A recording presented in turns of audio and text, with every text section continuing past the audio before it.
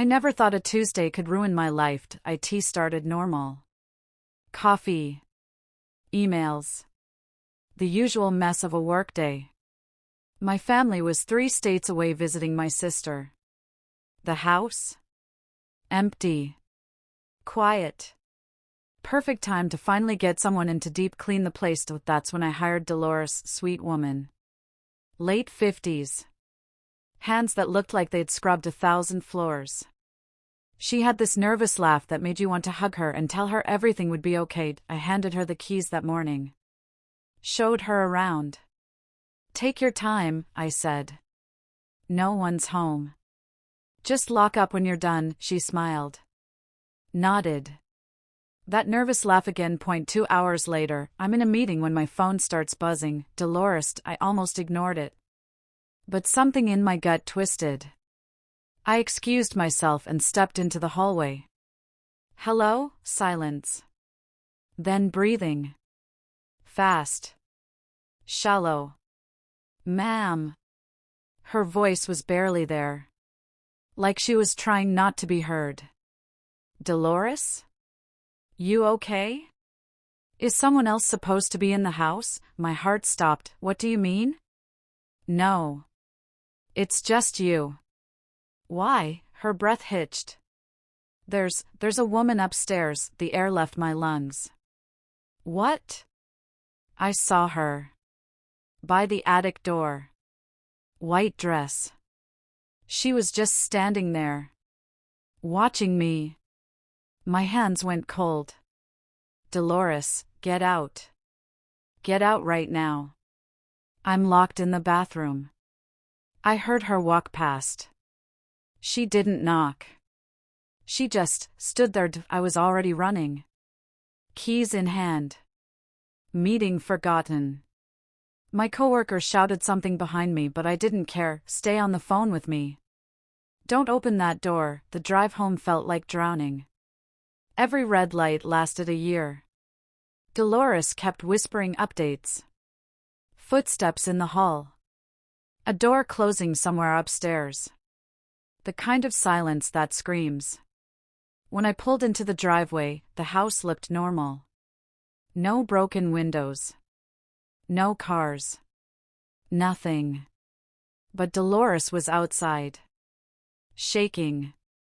Arms wrapped around herself like she was holding her bones together. I'm so sorry, she kept saying. I'm so sorry. It's okay. It's okay. What happened? She pointed up. Second floor. Attic door. I swear I saw her. White fabric. Moving. Like she was walking, but her feet didn't touch the ground. I called the police. They came fast. Searched every room. Every closet. Every corner. Nothing. No signs of forced entry, the officer said, flipping his notebook shut. No one here but you two. But I felt it. The air inside the house was different. Heavier.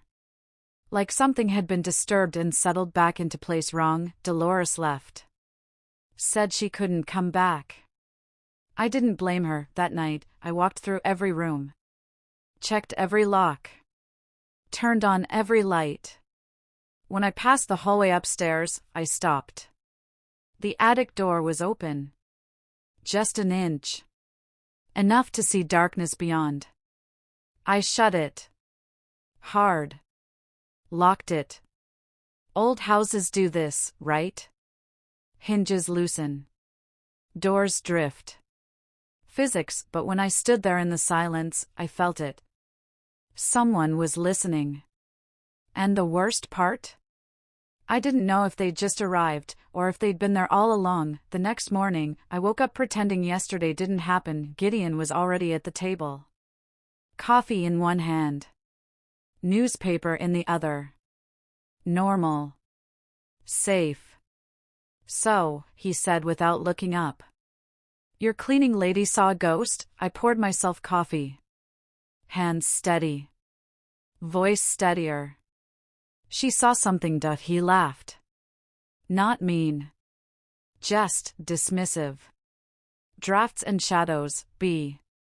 Old houses play tricks. Did he brush crumbs off the table like he was brushing away my fear? I wanted to believe him. I really did, but the house had other plans.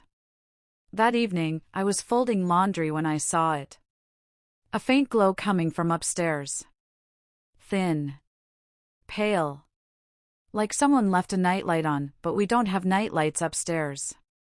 I climbed the stairs. Slow. The attic door was sealed tight. But light leaked from the seam. Soft. Steady. I flipped the switch off at the breaker, the glow vanished. See? I whispered to myself. Wiring issue. That's all. That I went to bed convinced I'd imagined the whole thing. By morning, I wasn't so sure. The fridge door stood open. Just barely. Enough for cold air to leak out, and on the counter? Half a loaf of bread. Cut. Uneven slices. Crumbs everywhere.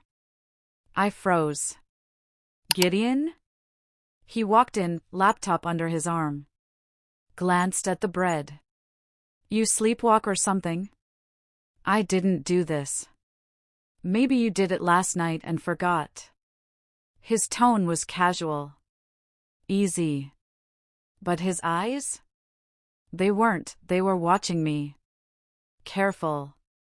Like he was testing how much I believed my own words. I cleaned up the mess. Told myself I was tired. Stressed.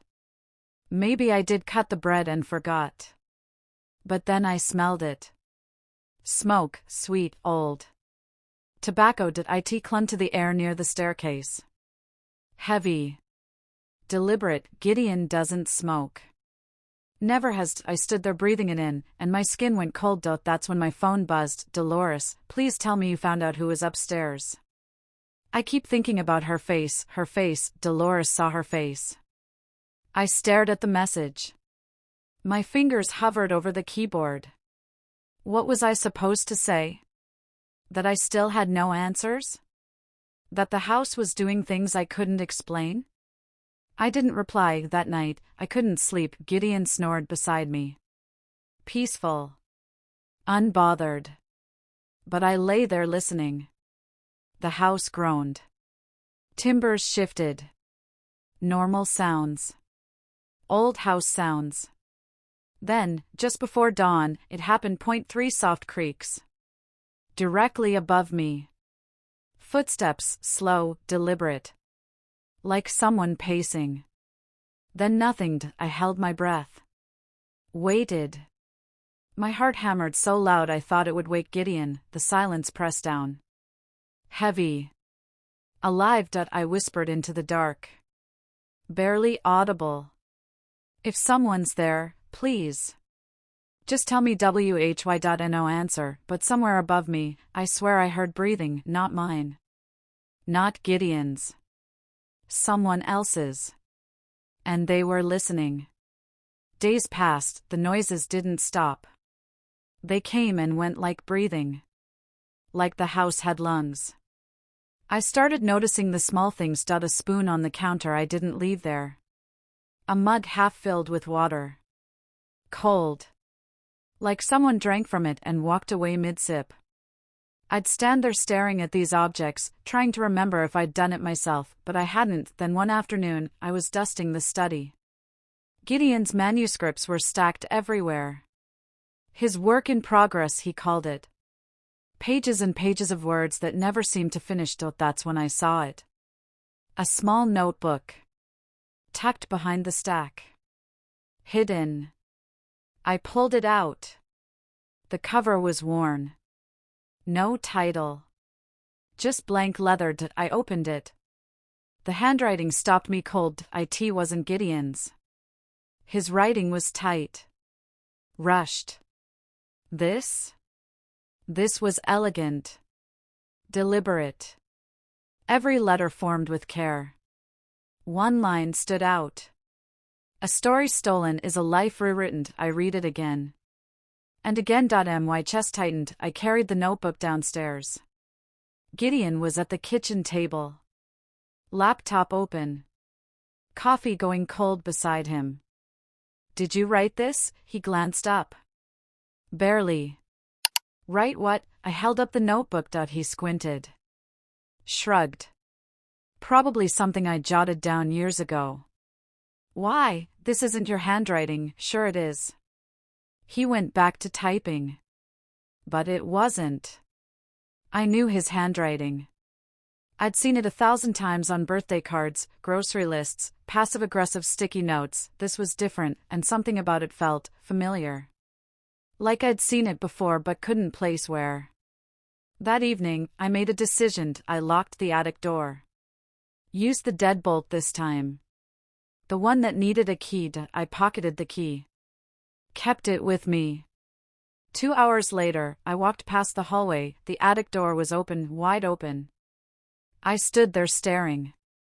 Heart pounding. The key was still in my pocket. I checked. Twice. Gideon? No answer. He was in the shower. I could hear the water running. I walked up. Closed the door. Locked it again. This time I watched it. Didn't take my eyes off it. It stayed closed, for now. When Gideon came to bed that night, I couldn't hold it in anymore. Do you ever hear things up there? He paused. Mid-motion. Then smiled. That same smile. The one that used to make me feel safe. Protected, now it just felt rehearsed. Houses make noise, especially old ones. I'm serious. So am I. He climbed into bed. Pulled the covers up. Don't make ghosts where there aren't any. He kissed my forehead. Rolled over. Within minutes, he was asleep, but I wasn't. I lay there in the dark. Eyes wide. Staring at the ceiling. Listening, every creak. Every groan. Every shift of the timbers above me. It felt like the house was trying to talk. Like it had something to say but couldn't find the words. Or maybe it was waiting. Waiting for me to ask the right question. Just before I finally drifted off, I heard it again. 3 soft steps. Directly above me, and then silence, but this time, the silence felt different. It felt like someone was listening back. I needed a distraction. So I went to the basement. Started reorganizing old boxes we'd been ignoring for years, dust everywhere. Mold smell. The kind of space you avoid because it reminds you how much junk you've been holding on to. That's when I found it. An envelope. Tucked in the corner of a cardboard box. No label except 2 letters written in faded ink, L.V. I opened it, photographs spilled out. Old ones. The kind with thick borders and that vintage color wash. My hands froze. A young man stared back at me. Dark hair. Sharp jawline. Eyes that looked exactly like Gideon's, but it wasn't Gideon. I in the photo. He stood beside me. Younger me. Smiling. His arm around my shoulder. Shy. Nervous. I didn't remember this. I flipped to the next photo. Same man. Same eyes. Then I saw the name scribbled on the back. Lucien Vale. My breath caught. Gideon's brother. The one who vanished 30 years ago.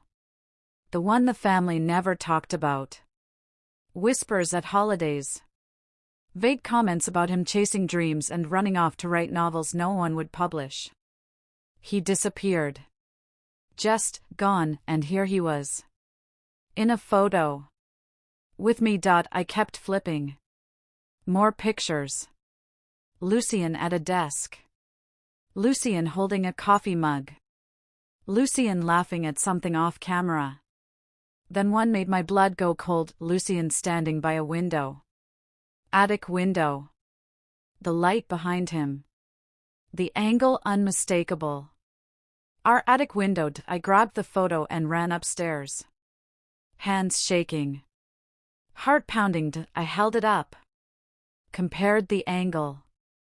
The wallpaper matched. Exact pattern. Same faded yellow roses.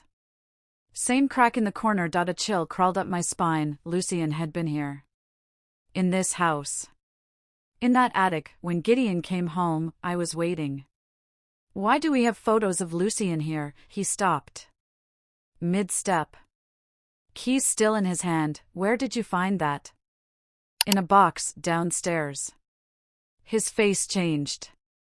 Not angry. Worse. Controlled. He walked over. Took the photo from my hand. Too fast. Too deliberate. He stayed here once. That's all. When? Years ago. Before we got married. Why didn't you tell me? He looked at the photo. Not at me. It wasn't important. Your brother stays in our house and it's not important. His jaw tightened. Then he smiled. But it was thin. Strained. Don't go looking for things that aren't yours to find. The way he said it. Soft. Almost a warning. He walked past me. Went upstairs. I heard the study door closed. I stood there holding the envelope. My hands wouldn't stop shaking. That night, I couldn't sleep. I lay in bed staring at the ceiling. Gideon beside me. Breathing steady. Unbothered. Then I saw it, light. Seeping through the crack under our bedroom door, coming from upstairs, the attic. I got up. Slow. Quiet. Walked into the hallway. The attic light was on. Bright. Steady. I stood there. Staring at it. For the first time, I didn't turn it off. I just watched.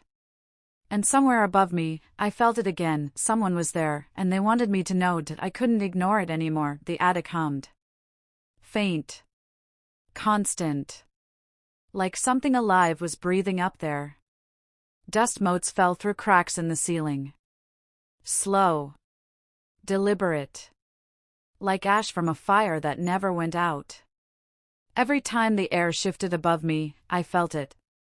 A presence. Waiting. I had to know. Gideon left that morning for a reading in town. Some bookstore event. He'd be gone for hours. The second his car pulled out of the driveway, I moved it. I grabbed the stepladder from the hall closet. Dragged it under the attic hatch. Each rung creaked as I climbed. Like the ladder was asking questions I didn't have answers to. The air changed the higher I went. Cooler. Drier, and the smell. Tobacco. Ink. Old paper. I reached the hatch. My hand hovered over it. Hello? My voice sounded small. Fragile silence. Then a rustle. Soft. Deliberate. Someone was up there. I pushed the hatch open. Slow. My flashlight cut through the darkness, and I saw it. A stack of papers. Neat. Organized. A cracked teacup sitting on top. A thin blanket folded beside them. Someone lived here. My breath caught. Then I heard it. Breathing. Slow. Uneven. A figure moved in the shadows. Turning toward me. My flashlight beam hit his face. He squinted. Raised a hand to block the light, and then he spoke. Beatrix. His voice was a rasp. Broken. But unmistakable. I couldn't move. Couldn't breathe. You grew older. My knees buckled. I grabbed the edge of the hatch to keep from falling. Lucien. He stepped closer. Into the light. His face was gaunt. Pale. Like he hadn't seen sunlight in years, but his eyes. Those eyes. Gideon's eyes. He nodded. Slow. A faint smile pulling at his lips. I was waiting for you. The world tilted. Everything I thought I knew. Everything I believed about my life. My marriage. This house. It shattered. Quietly, between us. You've been here? My voice cracked. This whole time, he didn't answer right away. Just looked at me. Like he was trying to remember who I used to be. Yes. One word. But it collapsed everything. 30 years, I whispered. Everyone thinks you're gone. Dead. Missing. I know. Why? He glanced toward the hatch. Toward the house below. Then back at me, because Gideon told me to stay. My stomach dropped. What? Lucien stepped back. Sat on the edge of a wooden crate. His hands trembled. There was an accident. Years ago. I was hurt. Badly. Gideon found me. Brought me here. Said he'd take care of me. And you just stayed. He said the world wasn't ready for me. That I needed time. That he'd handle everything. His voice cracked on the last word, then the months turned into years. And I stopped asking when I could leave. I felt sick. Does he know you're still here? Lucien looked at me. Really looked at me. And for the first time, I saw fear in his eyes. He brings me food. Water. Books. He checks on me. He's keeping you prisoner. He's keeping me safe. Lucien, he published my work, Beatrix. His voice broke. Every novel. Every story. My words. His name. The room spun. What? He gestured to the stacks of paper around him. Notebooks. Manuscripts. Pages and pages of handwriting. I wrote them. All of them. He said he'd get them published. That the world would finally see my stories. He smiled. Sad. Broken, and they did. Just not with my name on them. I couldn't speak. Couldn't process it. Gideon. My husband. The man I loved. The celebrated author. He stole everything. Lucien stood. Walked closer. His hand reached out. Touched my shoulder. He said you agreed to it. My heart stopped. I didn't even know you existed. His smile faded. Then returned. Softer. Then maybe it's time you do. Below us, I heard the front door open. Gideon was home. Lucien looked like a ghost sewn back together. His skin was pale. Too pale.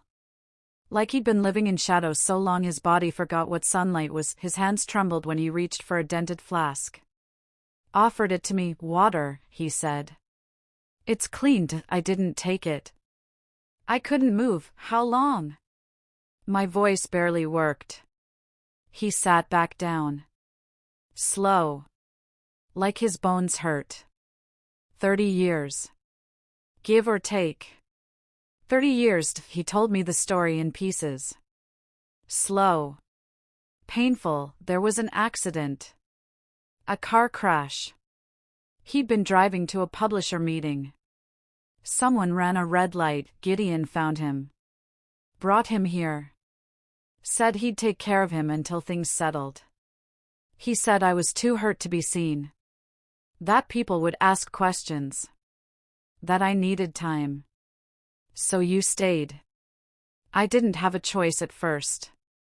I could barely walk. Barely think. His voice cracked, then the months turned to years. And Gideon kept saying the same thing. What? That the world wasn't ready for another Vale writer. That one was enough. My stomach twisted. Lucien stood. Walked to the corner of the attic. Pointed to stacks of notebooks. Piles of them. Organized. Careful.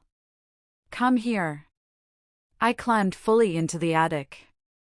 My legs shook. He handed me a notebook.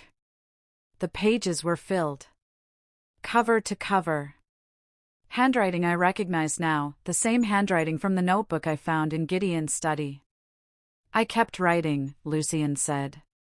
It was the only thing that kept me sane. Gideon would bring me paper. Pens. Said it was good for me. Therapeutic. He laughed. Bitter. Then one day, I saw my story. My novel.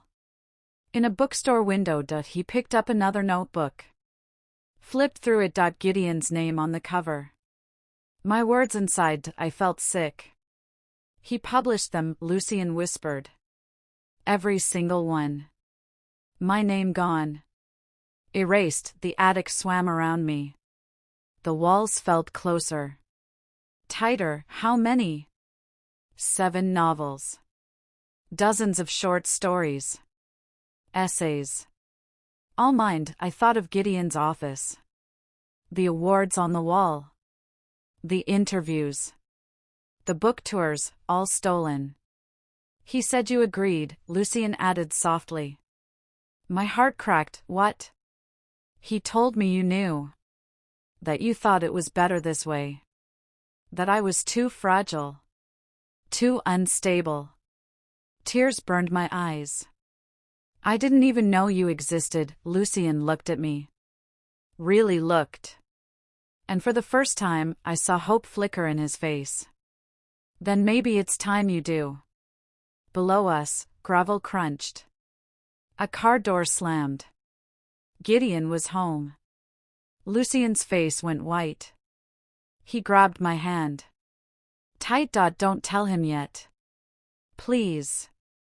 Let me leave first. I need to get out before he what? Before he convinces you I'm crazy. His grip tightened. He's good at that. Footsteps. Downstairs. The front door opening. B? Gideon's voice. Casual. Normal. Lucian's eyes pleaded with me, but I couldn't move. Because for the first time in 30 years, I saw the truth, and I wanted it lit. I wanted everyone to see. B? You home? Footsteps on the stairs now, Lucian backed away. Into the shadows, please, he whispered, but I was done hiding. I climbed down the ladder. Slow. Deliberate, Gideon stood at the top of the stairs. Smiling, hey, what were you doing up there? I looked him in the eyes. Talking to your brother.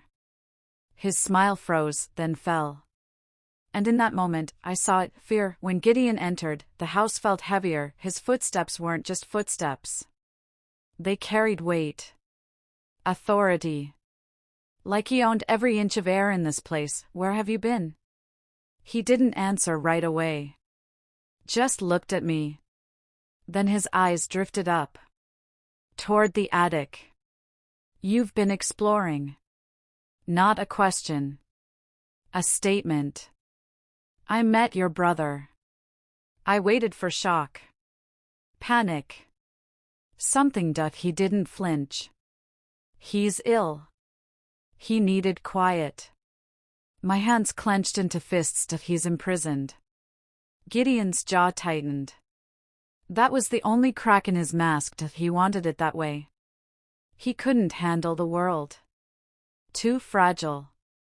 Too sensitive. Stop lying. His eyes snapped to mine. Cold. I'm not lying. Lucian asked me to keep him safe. And I did. Safe? My voice rose. You locked him in an attic for 30 years. I gave him shelter. Food. Everything he needed.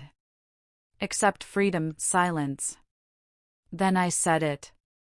The truth that burned through me.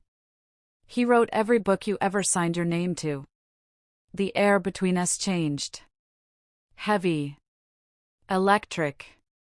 Gideon exhaled. Slow. Controlled, yes, just like that. No denial. No shame. Do you think the world would have read them otherwise? I stared at him. What? Lucian's brilliant. But he's not marketable. Too quiet. Too broken. Publishers would have ignored him. He stepped closer. I gave his words life. I made sure they were read. Celebrated. Loved. With your name on them, because my name sells. He said it like it was obvious. Like I was the one being unreasonable. I looked at this man.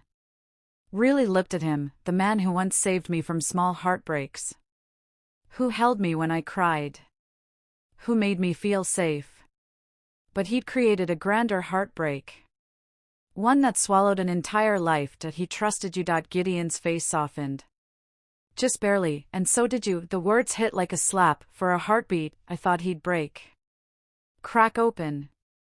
Beg forgiveness. Fall to his knees and admit what he'd done. Instead, he walked past me, calm. Steady. He climbed the ladder. Reached the attic hatch and locked it. The key turned. The sound echoed through the hallway, click, like a gunshot. He came back down. Tucked the key into his pocket. This conversation is over. No, it's not. Yes, B. It is. He walked toward the bedroom. Stopped at the doorway. Turned back. Lucien stays where he is. For his own good, and if I say no, his smile was thin. Dangerous, then you'll have to decide what matters more. The truth. Or us. He left. I stood there. Shaking.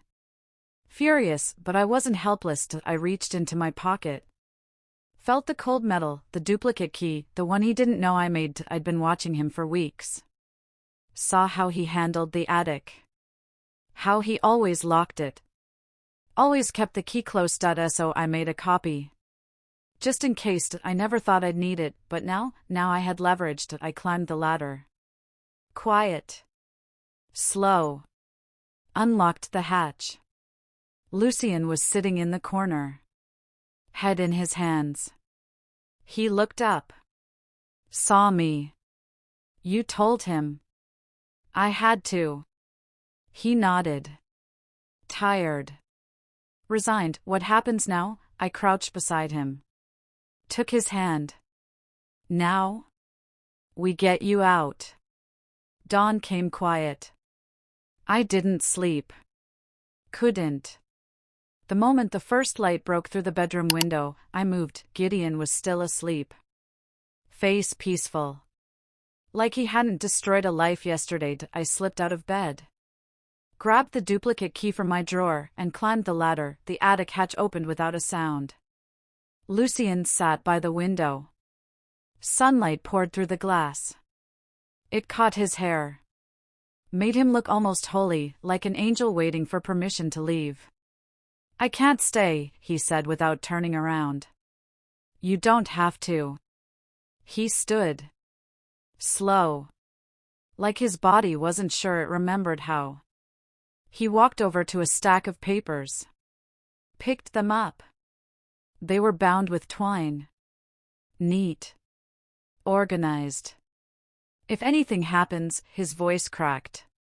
Publish these. Promise me. I took them. The weight felt heavier than paper should. I promise. Tears blurred my vision. I tried to blink them away. He smiled. Sad. Beautiful. Then he leaned forward. Kissed my forehead. You were always the brave one. I wanted to say something. Tell him he was brave too.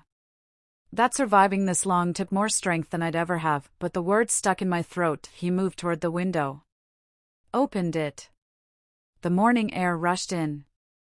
Cold. Clean. I turned to close the hatch behind me. Give him privacy. Space. That's when he whispered it. Tell them I existed. I froze. Lucien. Please. Just tell them I was real. I nodded. Couldn't speak. He climbed through the window. Onto the roof. And disappeared. Hours later, everything exploded.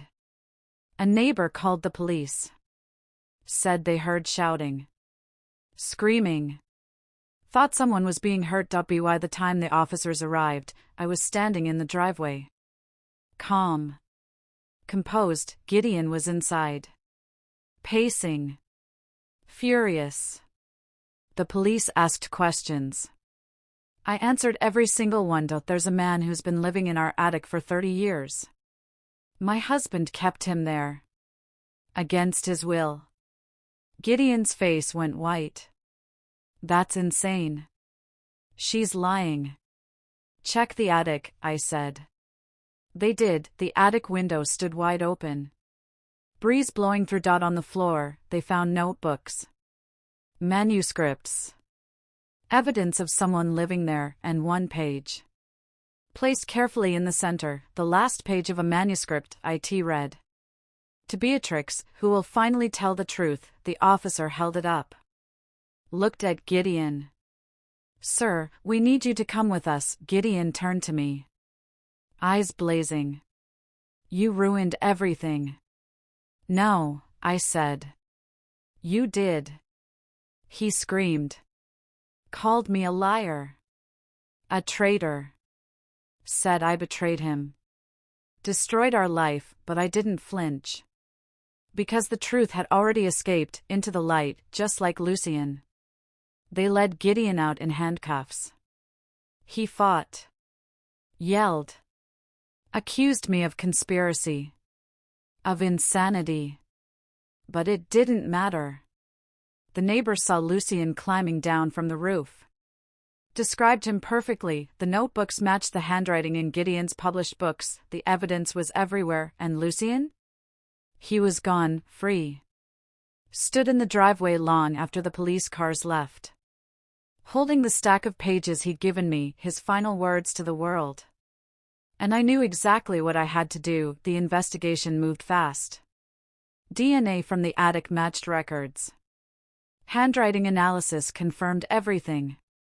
Timelines lined up perfectly. Every acclaimed novel Gideon published? Not his. Fraud. Unlawful confinement. Obstruction of justice. The charges piled up like stones. And the world? The world devoured it. Headlines everywhere. Celebrated author stole brother's life and work. Literary fraud. The man in the attic. Gideon Vale's empire built on lies. Talk shows. Podcasts. Documentaries already in production. Everyone wanted a piece of the story, including me. Reporters camped outside my house. Called non-stop. Emails flooded my inbox. Tell us your side. Exclusive interview. We'll pay top dollar. I stayed silent. Publicly, at least, behind closed doors, I did something else that I read every night. I sat in the study with Lucien's pages spread across the desk. His voice poured through the words. Raw. Beautiful, gentle fury shaped into art. He wrote about loss. About being erased. About watching your life get stolen and packaged for someone else's glory. It broke me. And put me back together. Publishers called too. Big ones. The kind that could turn Lucien's work into bestsellers overnight. We want to publish his real novels. Under his real name. I refused most of them. 2 vultures. Too hungry for scandal, but one felt right. A small press. Independent. They promised respect. Dignity. I said yes. Then one day, a package arrived. No return address. No postage stamp. Just my name written in careful handwriting. Inside, a ring. Simple silver band. Worn edges, and a note. Still breathing. Thank you. No signature. But I knew, Lucien. I held the ring. Turned it over in my fingers. Felt the weight of it. I didn't know if it was real. If he was still out there. Or if someone found his things and sent them to me, but I held on to hope, because hope was all I had left. The trial came months later. I sat in the back row. Quiet. Invisible. Gideon entered in a suit. Clean-shaven. Composed. He looked like the man I married. The man I thought I knew, but I saw past it now. Witnesses testified. Evidence presented. His lawyers argued. But it was hopeless. The truth was too loud. When they asked for his final statement, Gideon stood. He didn't look at the judge. Or the jury. He looked at me. Stories survive, B. Even liars write them. His voice was calm. Almost proud. Like he still believed he'd done nothing wrong. I stood up. Slow, the courtroom went silent. I walked closer. Until I was right at the barrier separating us, and I whispered. Just loud enough for him to hear. Not yours anymore. His face cracked. Just for a second, then the guards led him away. Sentencing was swift. 20 years. The judge called it a betrayal of art, family, and humanity itself. I didn't celebrate, I just walked out of the courthouse. Into the sunlight, and for the first time in months, I breathed. That night, I went home. The house felt different. Lighter. I climbed the ladder to the attic. Opened the hatch, empty now. Just dust and sunlight. But I could still feel him there, Lucien, his presence. His words. His truth. I whispered into the stillness, they know now. They all know, and somewhere, I hoped he heard me. Months later, I made a decision. I turned the attic into a study, same slanted roof. Same cedar scent. Same window where Lucien used to sit and watch the world he couldn't touch, but now? Now it belonged to him. I cleaned every corner. Painted the walls soft white. Brought in a desk. A lamp. Bookshelves. And on the shelf, beside a single candle, I placed his photograph, the one from the envelope. Him smiling. Shy. Young, before everything was stolen. That winter, the first book bearing his real name came out, not Gideon's. Lucien's, Lucien Vale. The cover was simple. Elegant. His words finally dressed in truth. The dedication read. To the sister who opened the door. I cried when I read it. Even though I wrote it myself, because it felt like he was saying it. Somewhere. Somehow. The book sold quietly at first. Then word spread. Readers found it. Loved it. Shared it. Critics called it a voice lost and found. And for the first time, Lucien's name meant something to the world. Not as a ghost. Not as a tragedy, but as a writer. Sometimes, at night, I hear faint footsteps above. Gentle. Steady. Familiar. I used to freeze when I heard them. Heart pounding. Fear crawling up my spine, but now? Now I just listen. Maybe it's imagination. Maybe it's memory. Maybe it's the house settling into its new skin. I don't fear them anymore, because I know what they are, not a haunting. Not a curse. Just the echo of someone who finally got to leave. Dolores still messages me sometimes. Last week, she sent, "Do you ever think the woman upstairs was something else? Like maybe a spirit or a warning?" I smiled when I read it. I typed back the truth. No ghost. Just a man whose story was stolen. She responded with a heart emoji. Then, "I'm glad he's free." Me too. Every night, I sit in the attic study. The desk Lucien never had. The window he looked through for 30 years, I write there now. Not his stories. Mine. But I feel him beside me. Quiet. Patient, encouraging. When I finish each night, I do something new. I leave the attic light on. Not as a beacon. Not to guide anyone home. But as a promise. A promise that silence will never own this house again, that truth will always have a place here, that stolen voices will be heard. I walk downstairs. Lock the door behind me. And I sleep peacefully. Because the woman Dolores saw that day? She wasn't a ghost, she was me. Reflected in the attic window. Walking past. Checking on the man no one knew existed, the man I didn't know I was searching for until I found him, and now his light stays on. Forever.